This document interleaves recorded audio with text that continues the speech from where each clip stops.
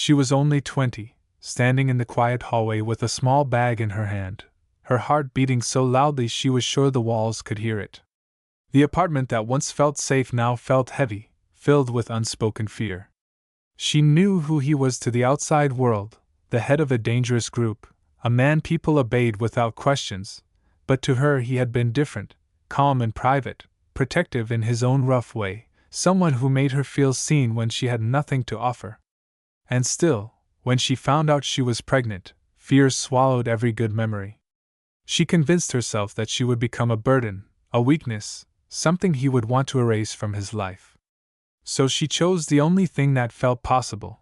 She decided to run before he could push her away.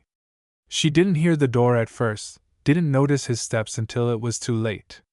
He came home earlier than usual and saw her slipping out, eyes red, hands shaking. The moment he understood she was leaving, something dark flared inside him. He followed her into the street, his anger sharp and uncontrollable, calling her name with a voice that stopped people around them from breathing. When he caught up to her, his face was tight with fury and hurt, his questions loud and unforgiving.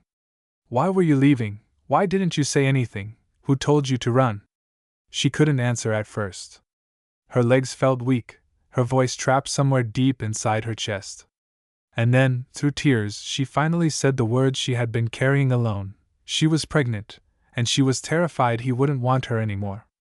The anger disappeared instantly, as if it had never existed.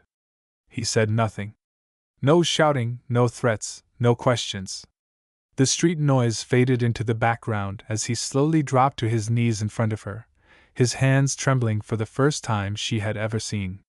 He leaned forward and gently pressed his lips to her stomach, his forehead resting there, as if he needed to ground himself in that moment.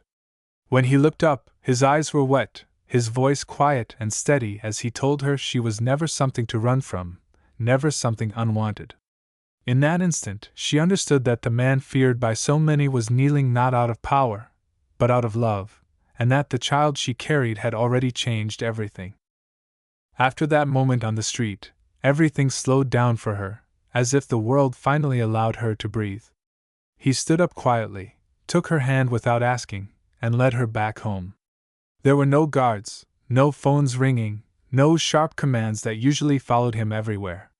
Inside the apartment, he helped her sit down, brought her water, and watched her carefully, as if afraid she might disappear again.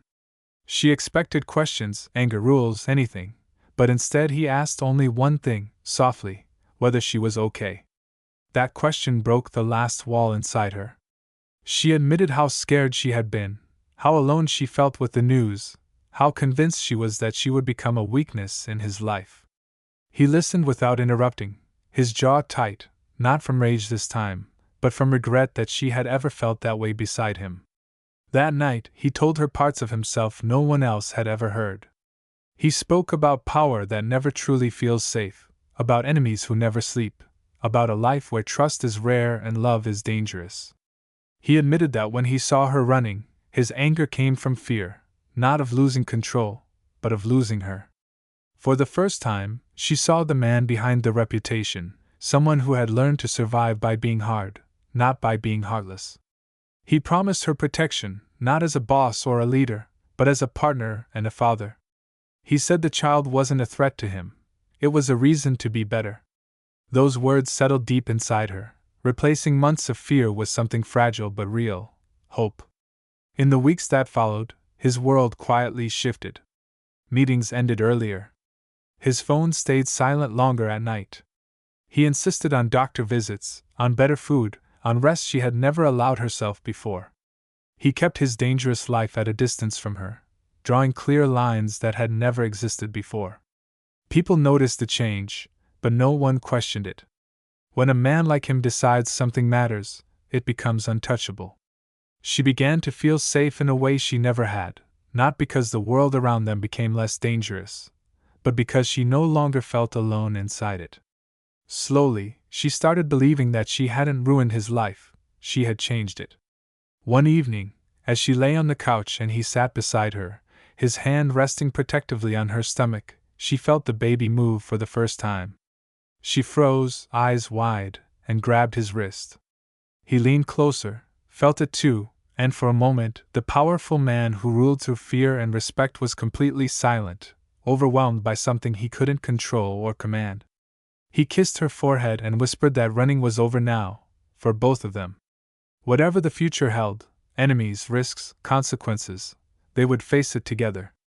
And in that quiet room, she finally understood that love doesn't always arrive gently, but when it stays, it can be strong enough to stop even the bravest fear from running.